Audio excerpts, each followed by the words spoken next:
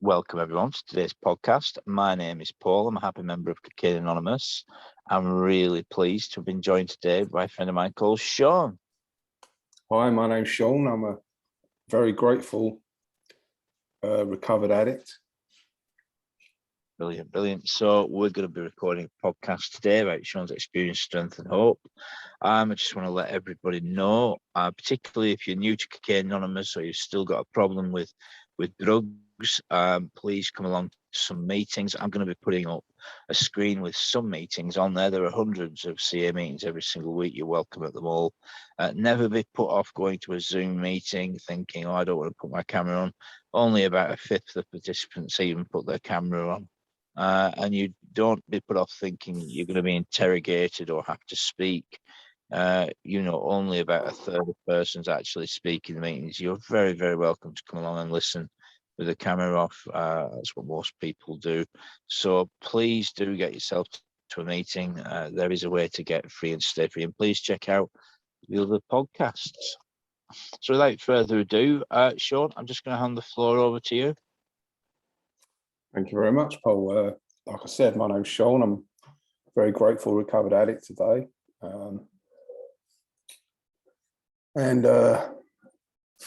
Grateful member of Cocaine Anonymous.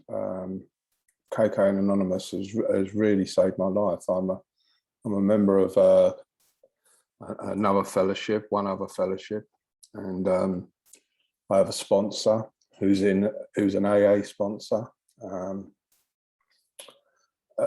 I've always had an AA sponsor. My sobriety date is the 2nd of the 2nd, 02. And my first sponsor was an AA sponsor. And I met him in a step 1 meeting in Bristol. I come from Bristol. I've been in Bristol for the last 20 years now. My last treatment centres are part of my story. And I've been in quite a few treatment centres, and the last treatment centre I was in the Salvation Army in Bristol. So I located to Bristol, and that was the last time I had cocaine as well. In all them treatment centres, 7 in all primary care treatment centres, I used in every single one of them, and the consequences of me using in them treatment centres was I was kicked out of them. I was always found out.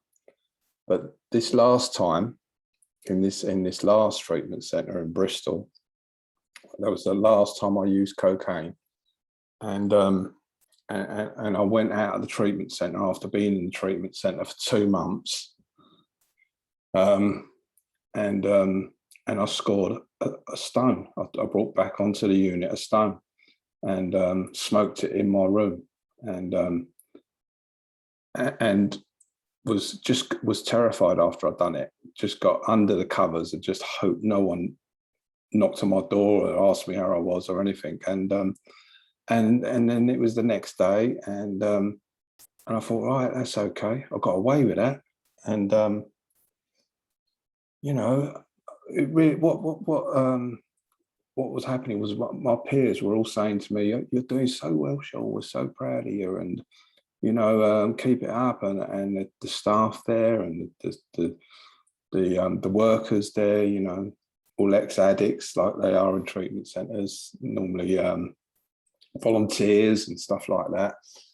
And it was really getting to me. I was starting to get a little bit of a conscience, and it was really getting to me. And I couldn't keep it a secret any longer. And I'm only telling you this story because this was quite a big thing for me. It was the first time in my life I ever got honest.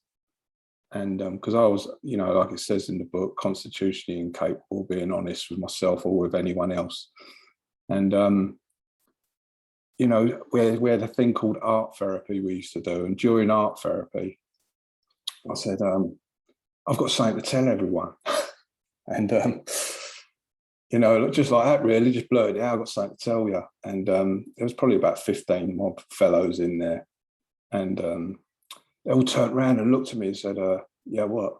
And I was like, oh, nothing. No, I've bottled it. I said, no, nothing. And they wouldn't let go of it. They was all over me. What is it? And I ended up saying, listen, I had a use up 2 days ago in my room, smoked a stone, and shame, guilt, and I felt terrible, but it was done. And there was a lot of, various reactions, a lot of anger with my fellows, a lot of anger. There was some people who was very empathetic and sympathetic and trying to put an arm around my shoulder. And there was a lot of people who wanted to chin me. And there was a lot of different reactions, and but it was done. And I was, that being that honest that time, there was consequences, but the consequences were not as severe as usual. Usually you just be kicked out and on the street. That was normally what happened. But I was kicked into a dry house. I was accepted into a dry house by a guy. And I was kicked out of the treatment centre, but I was kicked into a dry house. And really, that was the beginning of my recovery. And that was the first time, like I said, that I'd ever got honest. And I was so glad I got honest that day. Probably saved my life. But a little bit of my background, I come from London. I was the eldest of 3 siblings, and mother and father. Mother was had issues. They both had lots and lots of issues. My dad met my mum when he just got out of prison. They started a family together, but they both had lots of issues, drugs, drink. Anyway, my mum ended up leaving the family unit. Never see her again, ever.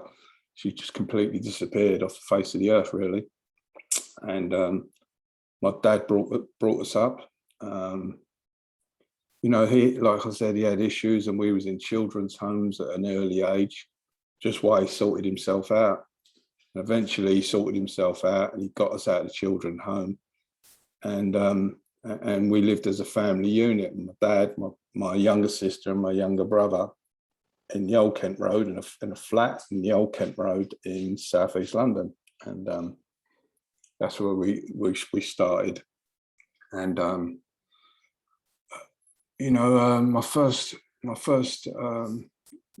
sort of like memories are of being very irritable, restless, and discontent at a very early age, feeling that I didn't belong in the family unit, feeling I didn't fit in, not comfortable in my own skin, just not comfortable around people, always in fear, afraid of everything, just fear-based. Everything was, afraid of everything, and so self-conscious, full of self-pity. Just a really, really uncomfortable kid. And that sort of changed. And my first encounter with changing how I felt was with glue, with solvents, but with glue. And it really did. It worked for me, and I went on to alcohol. Alcohol was fantastic. When I first drank, it completely changed how I felt. It took all that fear away. But the problem was, the first time I drank, there was me and my 2 mates, and we found a full bottle of Captain Morgan's rum on a building site. And we opened it and started drinking it. I drank until I blacked out. And I remember them two, like, no, I don't want no more. They both said they didn't want no more, and I just carried on drinking it. And I blacked out. I don't remember. I just passed out. And they managed to get me to my house somehow. And I woke up the next day, and I'd been very ill. But from that age, even from that age, I know now that I suffer with a disease or an illness, whatever you want to call it, you know, that's mentally and bodily, makes me mentally and bodily different from my fellows. You know, I've got disease that centers in my mind, but also in the like it says in the doctor's opinion of the big book of Alcoholics Anonymous, my body is different from others. So when I put that drink inside me, it starts an allergy in my body where I cannot stop. You know, I cannot, you know, I crave. It kicks off a craving, and I can't stop. And even from that age, I couldn't stop. Once I started drinking, I couldn't stop drinking, and I was probably 12. And but it worked. I knew it worked, because you know, you get that brief moment where you get to the perfect. You've drunk the perfect amount that makes you feel fantastic, but obviously you just cannot stop. But I'd felt that, and I knew it worked. So I thought, I can control it. I can drink that amount, feel great. You know, it takes away the fear. And so I chased that, you know, and you know, I got brief glimpses of that, but it never worked. I always overdone it, and always ended up in trouble. But I went to cannabis, and but at the age of 14, there was just me and one other pal left who used and drank like me. And even at that age, we were seeking, and this was in 1974. We was after Class A drugs. We knew we wanted Class A drugs at this age, and you know, by that time, the acid, the cannabis, I mean, the glue had long been forgotten. The drink were, you know, they weren't really doing it for us anymore.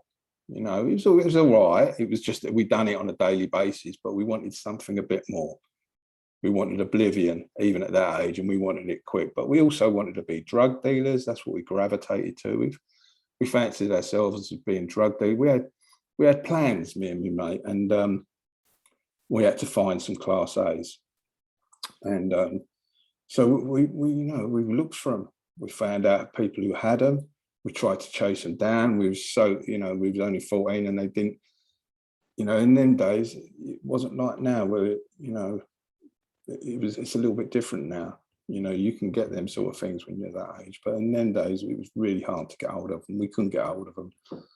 Not for a couple of years till we started getting, you know, till we was around 16 and we started getting hold of Class A's. But you know, that's the way it went. You know, like I said, children's homes, prisons, treatment centres, they're all part of my story. They don't have to be part of your story. They're not a requirement to be in, you know, to be an addict or be an alcoholic or to be in these rooms. They're not a requirement. Everyone's story is different. That's why I've been around 19 years now, and you know, I've heard a lot of people share, and I know we all come from different walks of life. You know, we all creeds, all religions, all different backgrounds, rich, poor. And you know, it does not matter. It does not discriminate, this disease.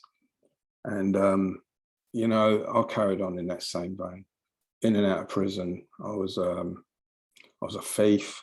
I never worked, and I was also becoming quite institutionalized. I've been in children's homes. I've been in children's, you know, prisons from an early age. And by the time I was 30. I was up in front of the judge. I was downstairs in the cells waiting to go up for sentencing. So I was 30 now, and when I think back, I always used to turn to God at these times when I was in the cells under the court, waiting for sentencing, waiting to go up. I'd always turn to God, and I never really paid much creed to it. It was just more of an instinct. I never believed in God. I never disbelieved in him. I didn't believe in him. It was just more of an instinct. He was the sort of last resort. I'd always just turn to God, say a quick prayer, give me a squeeze, God, just this once. And boom, up I'd go. I've been introduced to the needle at this time when I was 30. I was the first time I'd started injecting cocaine. I was a heroin addict who used to take a little bit of cocaine, like smoke cocaine, but I was more of a heroin addict at this time. And when I started injecting cocaine, that changed quite a bit. My number one choice of drug became cocaine, and if I had enough money for both substances, my number one choice would be a speedball. But if I could only afford one or the other, it would be cocaine. Even if it left me clucking from heroin, it would be cocaine. It's very, a very powerful thing for me. And but it was very downhill. I thought I was in trouble. In my, it's part 2 of step 1, powerless, and manage our own affairs and manage our life. I thought my life was unmanageable when I was just smoking, and when I started injecting, I knew I became unmanageability went to another level, and so I was it turns out I ended up getting a choice of it was in 1990, and the judge gave me a choice at the time. It was treatment centres were becoming the thing, and a lot of people were getting the choice to go to treatment centres. I went to my first treatment centre in 1990, and from that court appearance, it was offered to me treatment. So I went to treatment, and it was in Basildon, a place in Basildon. First time I'd ever been outside London, and I went in treatment. I lasted 6 weeks. And all through that time, in that treatment centre, I wasn't there to listen. I wasn't there to hear a solution. I wasn't there to participate. I was just there because I was told to be there by the courts. And I wanted to be. I didn't want to go to jail, so I thought treatment would be preferable. And I ended up getting kicked out of there. And then I never went back to London. From there, I went to, I don't know how I ended up in Bournemouth. Ended up doing the rounds in Bournemouth of treatment centre. Basically for the next 12 years, till I was 42, I was in and out of treatment centre, prison, or I was on the street. And in that 12 years, I'd clocked up another 6, so 7 treatment centres in all, so five, maybe 5, because I've done one in Bristol as well. And in the end, a guy in one of the treatment centres, we can't take you anymore because we're just enabling you. This is all we're doing, so we're not going to take you anymore. So I relocated to Bristol somehow. I don't know how that happened, how I ended up in Bristol, I have no idea. But I was in I went straight to a treatment centre. It was in the Salvation Army. And I was on the wing of the treatment centre. And, like I said at the beginning of my story, I picked up. I got honest for the first time. And this was the start of my journey, really, in recovery, I think. I got honest for the first time. And I was kicked into a dry house. And I was in this dry house in Bristol. And I was 42 years of age.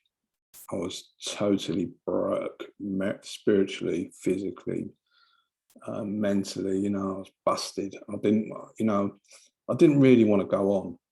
But I don't mean that I wanted to end my life. I didn't care. I didn't care about anything. Didn't care if I lived. Didn't care if I died. Didn't care about nothing. And I was just there. And a requirement of the dry house was to go to meetings. So I used to go to meetings. I'd go to the meetings. I'd sit at the back. I'd be full of resentment, full of fear, full of anger. I wouldn't talk to anyone. Wouldn't smile. And I'd be taking everyone's inventory, be judging people. Couldn't wait to get out for the meeting to finish and get back to the treatment, get back to the dry house. And I've been going to meetings for a long time by now, and I kept hearing people say about getting a sponsor. And I was at that place now. I was at that place of despair where, things were coming in my head, and is there a way to, is there a solution here? Can I recover? You know, I'm not sure if I wanted recovery, to be honest with you. I was at that point where I just didn't really care. But something was pushing me on, something was getting me through. And I see this guy in a meeting. I know now, and I hear this in meetings, get someone who's armed with a fax. Now, I wouldn't have known what that meant. I wouldn't have had a clue what that meant. Armed with a fax is apparently, it means someone who's been through the 12-step program, and as you know, is armed with a fax about himself. You know, so he knows himself. He's been through the 12 step. He can guide you through. But I saw this guy, and he had a big smile on his face. He was chatty, and he was shaking everyone's hand as they came into the meeting. You know, and I thought, wow, because that was the complete opposite of me. That wasn't me. You know, and I hated him straight away. I thought, what? You know what I mean? I did not like him straight away. I was just full of anger and bitterness, but I knew he had something. And a bit of me wanted it. I wouldn't say all of me wanted it, but a bit of me wanted what he had. You know, enough of me wanted what he had for me to go up to him, find the willingness from somewhere. I don't know where it came from, to put my hand out and shake his hand. And I immediately asked him to be my sponsor. Could you sponsor me? I didn't know what I was asking him to do, because I didn't know what a sponsor was supposed to do, really. But I didn't know that there was a program called the 12-step program in Alcoholics Anonymous, in the big book of Alcoholics Anonymous. And that was the solution. I didn't know that. I just asked him if he would sponsor me. And he said, are you willing to go to any lamps? And I just lied, and I said, yeah. And he said, well, ring me next day. And I wasn't willing to go to any lamps. I was barely able to do my laces up. And of course, I never rang him the next day, but he kept phoning me at the dry house on the communal phone in the hallway. He kept phoning me every day, sometimes twice a day. And I was just saying, people were picking up the phone. I said, tell him I'm not here. Tell him I'm not here. And eventually, I started to feel a bit guilty that I was blanking these phone calls. He was obviously making an effort to contact me, and I was blanking these phone calls. And from somewhere, I was getting a little bit of a conscience. I don't know how. And I felt a little bit guilty. And so I answered his phone call, and we arranged on the phone to meet up at his house. And I went to his house, and he made me a cup of tea, sat me down. And he said, we're going to go through a 12-step program that's outlined in this book. And he gave me a big book of Alcoholics Anonymous. He gave me a copy of it. And he said, we're going to go through this 12-step program outlined in this book. And I said, okay. I said, well, how are we going to do that, Adam? He said, we're going to do it from the beginning. And I thought, wow, that pretty much blew me away. That did, when he said that. Do it from the beginning, because I would never have thought of that. You know, my idea of doing the 12-step program would have been starting at, you know, I wouldn't have been doing 1, 2, and 3, because I didn't believe in God. Whenever I saw the word God in the 12 steps, I just thought cult. You know what I mean? I just thought cult. It turned me right off, and it kept me away for a long time, looking at that word and thinking this was a God thing down here. You know what I mean? I didn't want nothing to do with that. So I wouldn't have been doing step 1, 2, and 3.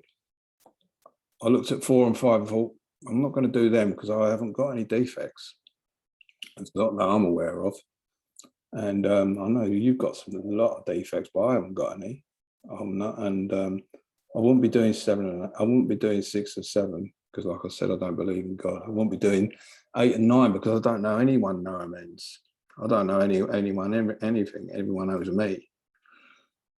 So you know, like I said, I would have, if it was down to me, I would have gone straight to step 12, and you know, carried my sick message to whoever would listen. So thank God for him. You know, thank God for him, and you know, thank God he was been around a long time. He had a sponsor, you know, and he knew this. He knew what made alcoholics tick. You know, he really did. And he used to say, this is why our book is a suggestive program only, because you can never tell an alcoholic what to do.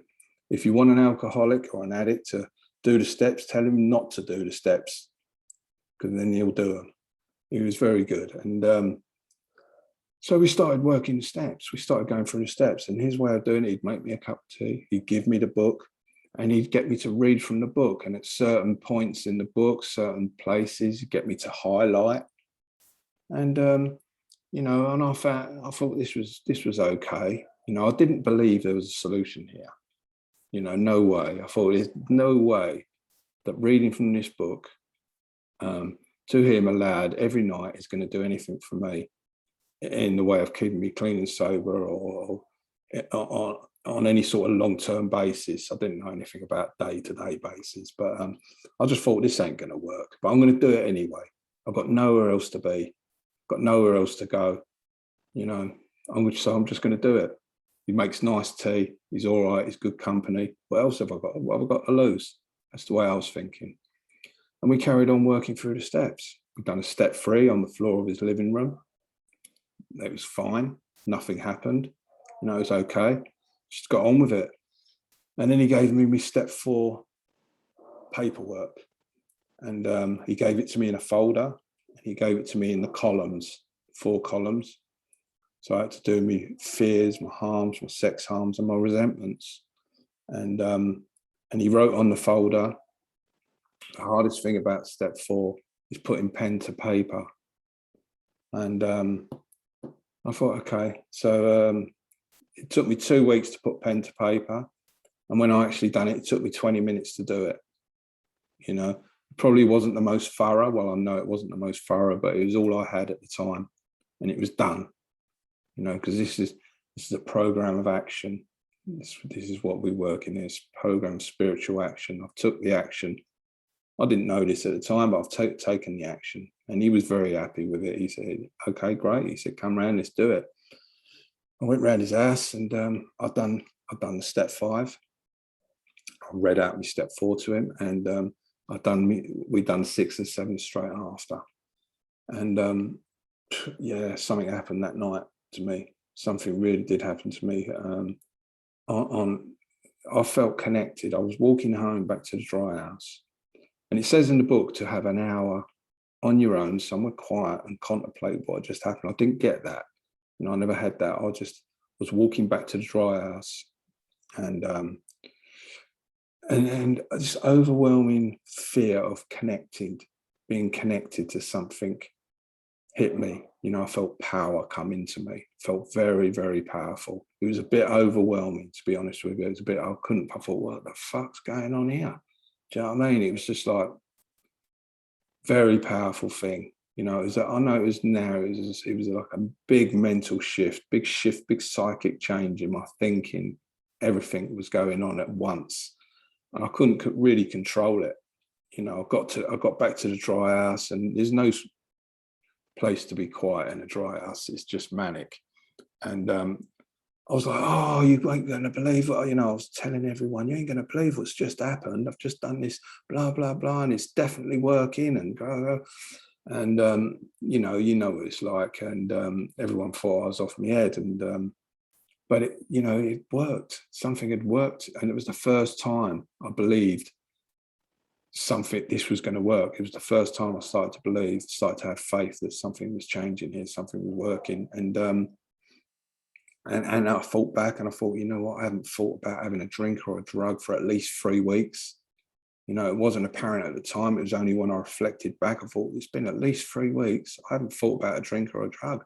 I was hanging on for dear life before then. You know, I used to get 3 months. That was the maximum I would get, 3 months, 90 days before I'd have to use. 90 days of being miserable, clean and miserable before I'd have to use, before I'd start going crazy. I knew I had to use or I was going to go nuts. So, you know, this was working. So I carried on. You know, I carried on doing sort of steps with him. We went through the steps, went bang right through them. I made me amends. I made my family amends. I made all the amends I could do. We've done it in this way, you know, people I could make amends to now, people I would make amends to if I got them, people I would never make amends to. That's the right format we done it. And I got on with it, you know. And then suddenly I was in 10, 11 and 12, and I was doing service, you know. I was up the phone office doing service. I had a sponsee. I wasn't big on prayer meditation then, so I wasn't doing that. But what I was doing meetings. I was servicing the meetings. I had a home group, and that was enough. I thought I had a life beyond my wildest dreams at that point. You know, I was getting on with life. I was being able to interact with people. I was happy. I was joyous and free, like it describes. That's how I felt inside. You know, inside I felt great. I didn't have nothing on the outside. You know, I had no money or anything, but I felt the best I'd ever felt in my life. I felt fantastic. And this went on for a couple of years, you know, doing this work, hanging about with my sponsor all the time, him guiding me taking the actions of service and helping others, and being available to people, always there for people. And probably the best time of my life, you know, until now, that is. But that time, that was the best time of my life. And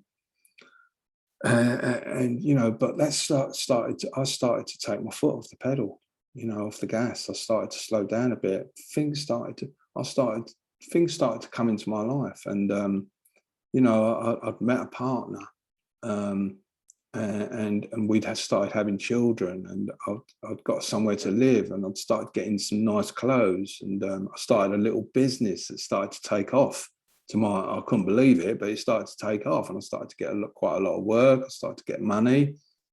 I started to get a new sort of like friends, and slowly I was sort of dropping things out. I wasn't phoning my sponsor as much. I was turning up for the odd meeting, but you know, I was coming up with excuses not to be there. I stopped helping my fellows. You know, I was making excuses not to contact people, and slowly AA and CA were going into the background, and you know, the life that I'd been given to me by God, you know, this godlike life I was having was slowly starting to disappear, and I was starting to become irritable, restless, and discontent again. I started to become full of fear. But I think now I was getting bits of power I was being able to get out of myself by focusing on my young children, you know, and being there for them. And I think that was because my focus was on them and not on me all the time. I think that was giving me a little bit of power and getting me through.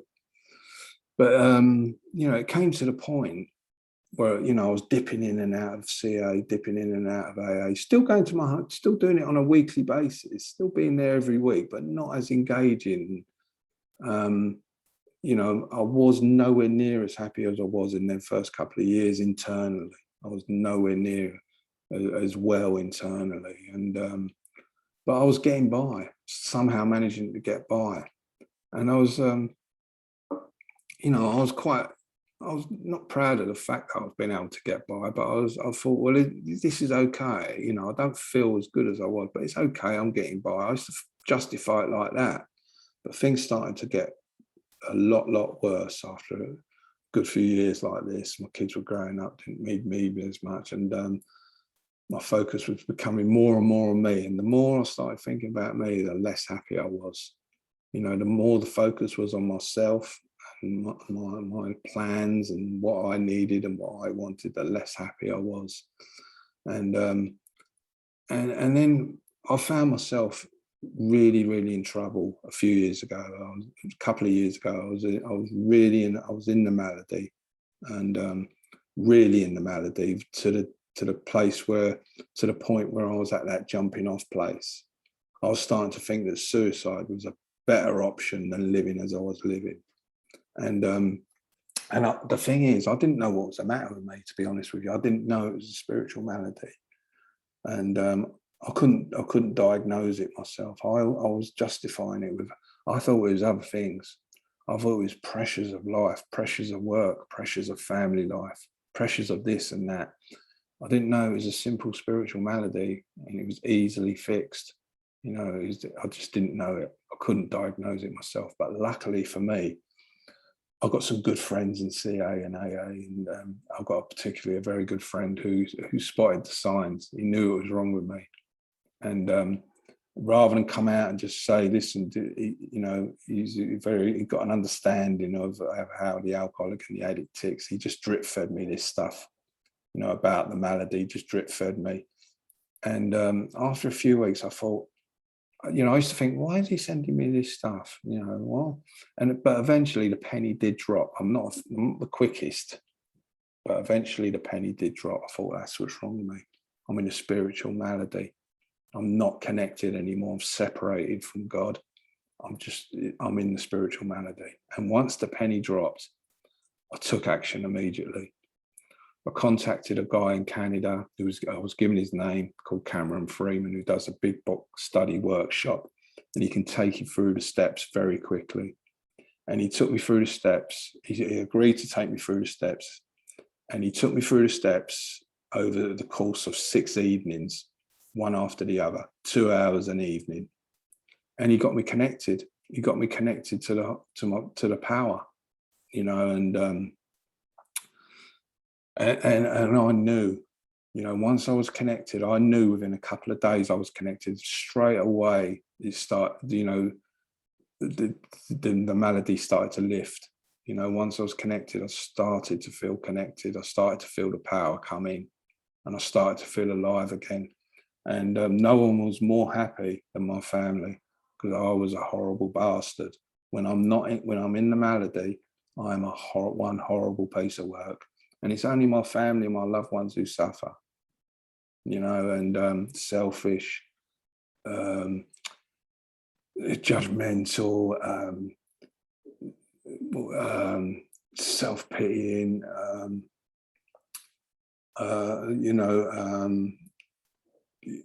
impatient, resentful, fearful, dishonest. I'm very dishonest, all them stuff, and it's my family who suffer. So once I got connected again, all that went. I started living in my assets, and I got some good assets. When I'm connected to Lompire, I start living in my assets in column 5 of step 4. I'm an okay person. My family noticed the difference, really noticed the difference. So I started, I was connected again, and I started living in 10, 11 and 12. I'd never done that before, really. Not the way I'm doing it now, living in 10, 11 and 12, living them every day. Because, this, I know now, I've known for a long time, but I know that I've got, I have to do this stuff on a daily basis. I have to connect daily. I can't, I've heard this, my friend says this quite a lot about resting on your laurels. I cannot rest on my laurels. And he says what my laurels are is living on yesterday's victories, expecting them to work today. I've got to do everything every day, especially my prayer meditation. I need to do my prayer meditation in the mornings, in the evenings, and during the day. I mean, I'll go to God sometimes 10 times, I don't know, 20 times a day. I'm always going to God. I'm always looking out now in step 10 for things creeping into my life, like these resentments and mainly fear. A lot of fear always creeping into my life. And it creeps in during the day. I start getting a little bit fearful, start getting a little bit angry. And straight away I go to God now. Remove them, get rid of them, relieve me of them, and strengthen my faith, strengthen my love, strengthen it.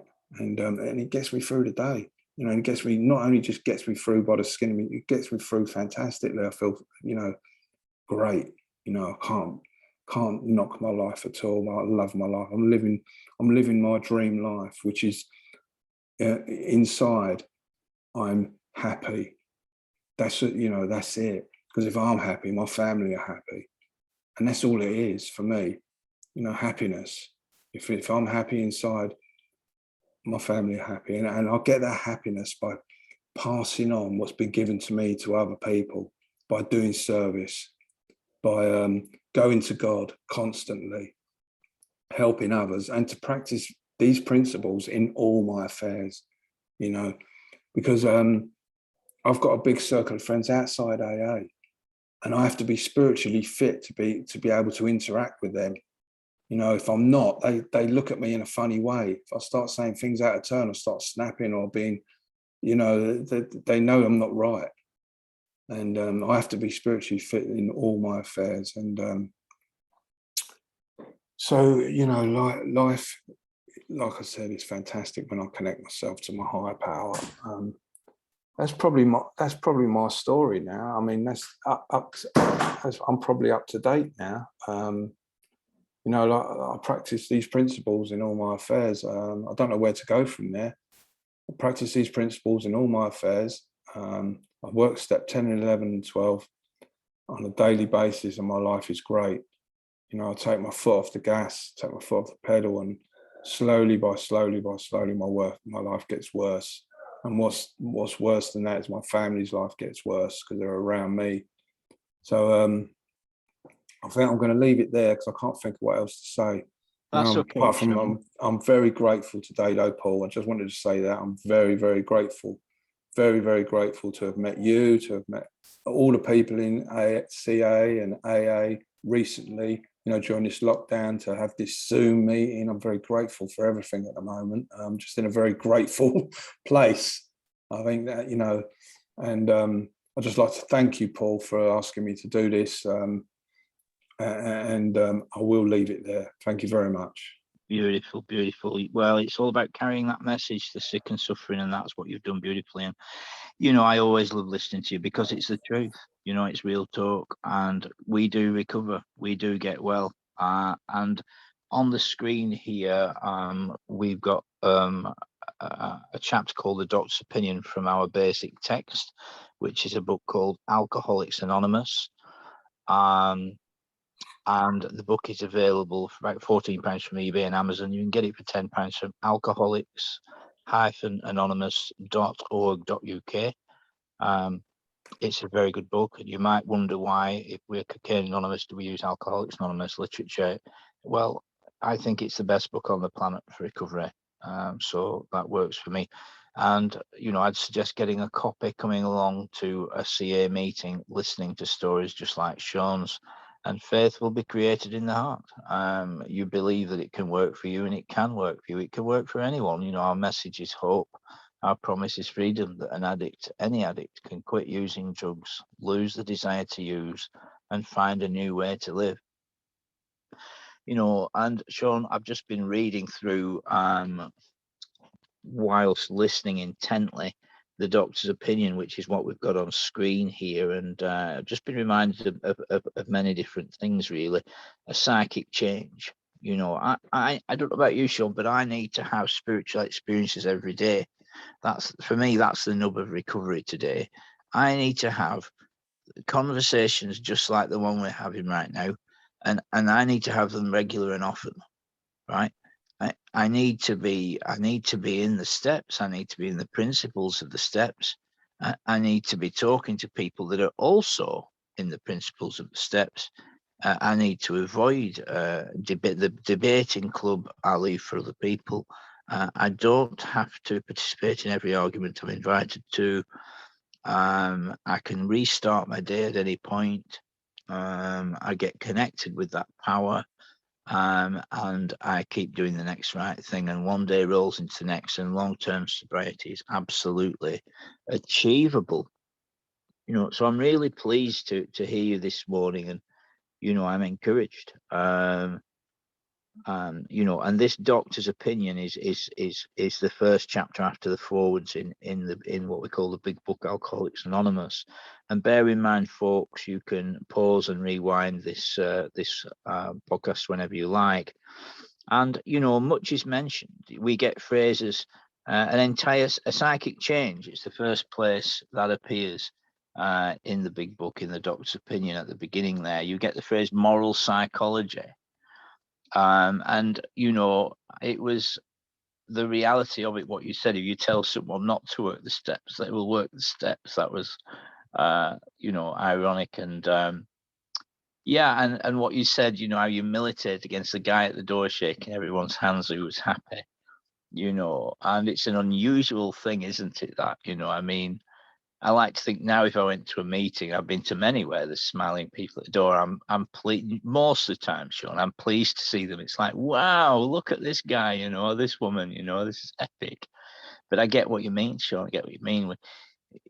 I mean, working with others, we were, or I was, maladjusted to life, which in and of itself is something of a misnomer, because how could I be maladjusted to life itself, since that life is pure and sacred and holy?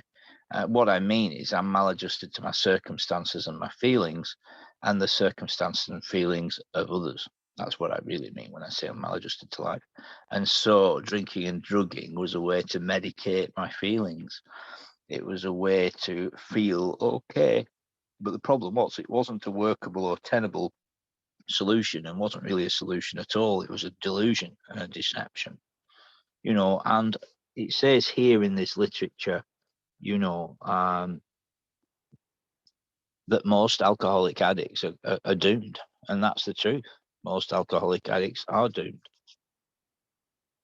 I've lost loads of people, Sean. I'm sure you have, over the years. I've only ever lived in two places, Sean. I've been here 26 years. And in this one town, well over a dozen folks that I've sat with are rotting in the ground now. Why? Because they had the obsession of the mind and a compulsion of the body that overrid everything else. The consequences didn't matter. They just carried on obsessively using, living to use, using to live, ways and means to get more, right? Their whole life and thinking was centered in drugs, the getting, the using, and ways and means. And that's the definition of an alcoholic addict. If you're listening to this podcast, we have got now around 25 on this channel, and there's one on each of the steps. There's two on step one, likely the most important step. And we've got one that's an introduction to CA program steps and fellowship. We've got a handful of personal stories like this one today. We've got one on an entire psychic change, which is what is needed, which is fancy language for a change of heart, a change of mind, a change of direction. We've got one called spiritual malady, problem and solution. We've got one called the ABCs of recovery. We've got three on sponsorship. What is sponsorship? Am I ready to become a sponsor?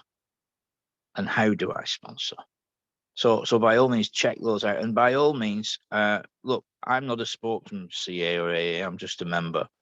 If you'd like to add anything or correct me, please do, or anyone on the podcast, please feel free to write in the chat below, get involved, reach out. We are here and we're free, and I'll be putting up a screen with some meetings on it in a few moments. So, I'd just like to hand it back to you, Sean, and I'd just like to ask, what, in your opinion, is it that sustains your desire to stay clean and stay connected to the fellowship of CA and AA? Hello. All right, Paul. Probably, well,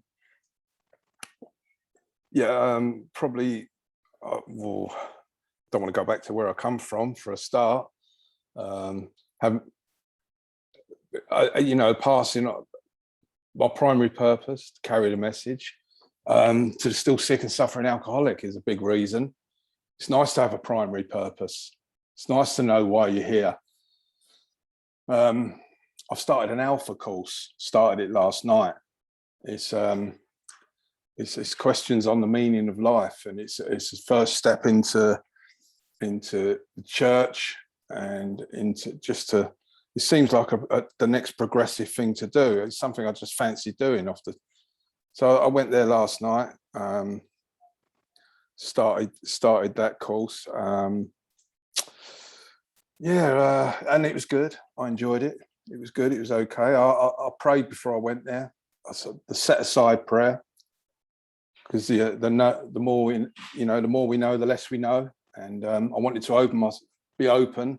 I didn't want to go there thinking I'm the big know-it-all, because that's one of my faults. Thinking I'm the big shot.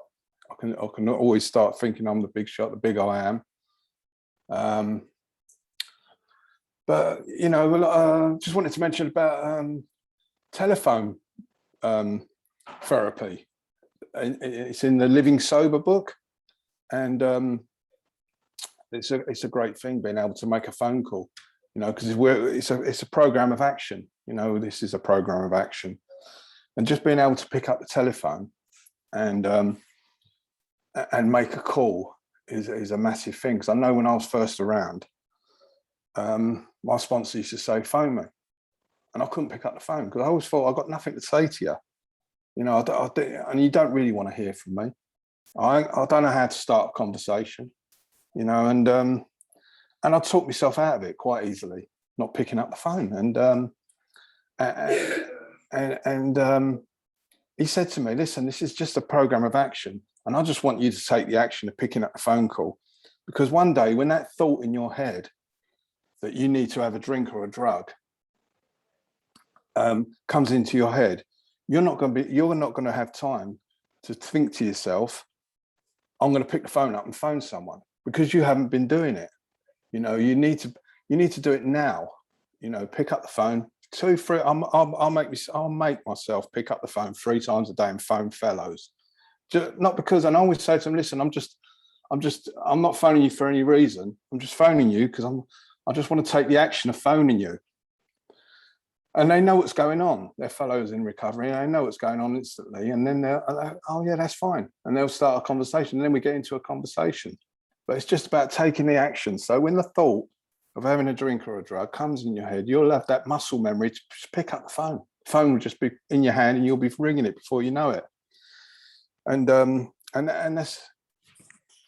was a thing I done yesterday. I'm going to do today. I'm going to make 3 phone calls. I made 3 phone calls yesterday.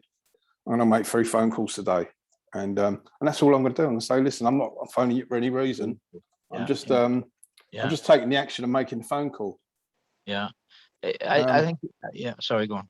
No, that's it, Paul. Yeah. So I mean, the power of the fellowship. I mean, you know, there's a lot of love and a lot of acceptance. You know, there's a lot of good folks. You know, and I think it's that sense of community spirit.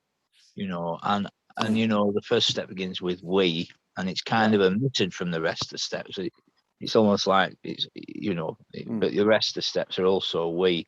So it's collective and individual, isn't it? So most of the people in the rooms have gone through their own 12-step journey and had what we call a psychic change, a spiritual awakening, vital spiritual experiences sufficient to liberate them from the obsession to use drugs. Yeah. Their thinking has changed, their perceptions have changed, their coping mechanisms have changed. You know, they've crossed or are crossing that bridge to normal living. Yeah. It's so important that you're right, Paul. We can do it together. We can do it. Can't do it on my own. Yeah, absolutely. And it's such a blessing. And I find simply suiting up and showing up for myself, doing a bit of adulting, which I'd really rather not do always, to be candid, but a bit of adulting in the fellowship works real good, and staying connected, and just doing the do, as they say, you know. Yeah. No, absolutely, Paul. And it's simple solutions. So look, we're coming towards the end of today's podcast. It's been a pleasure hearing you as always. And, you know, just as we begin to wrap things up, is there anything you'd like to say to our listeners in the last minute or 2? I'm not very good at doing stuff like that. I mean, an attitude of gratitude is it always helps me if I can get into that place where I know I'm doing the right thing when I'm grateful, and I know I'm not doing enough when I'm ungrateful. I can only speak for myself on that one, but it's been a real treat talking to you, Paul, and thanks for asking. Absolutely. And it's that spiritual disposition, living from spirit instead of flesh. You know, I had a mental obsession that resulted in a physical compulsion of keep picking up that phone, keep going to the ATM, keep meeting dodgy characters in the dark for little bags of crap. And you know, I needed a change of perceptions, a change of worldview, if you like, a change of view of myself and others. And it came gradually over a period of time. Some people it happens suddenly. Yeah. But often it's an educational transformation, isn't it, that liberates us. Yeah, absolutely, Paul. Well, look, that's Absolutely. going to do it for today. Thank you so much once again, Shauna. No, thank you, Paul. Thank you for asking. Thank you for letting me do a little bit of service. It's a Bob, privilege, mate, and an honour. Thank you. And I hope you'll come back. We're going to be having in the near future. We're going to be having topic discussions with 3 or 4 folk on the call. So I hope you'll come back again and do one of those with us at an opportune time. I would love to. I would love to, Paul. Okay, family, that's a wrap for today. Thank you so much for tuning in. Much love. Shalom, shalom. Thank you, everyone. Thank you. Bye, Paul. Bye.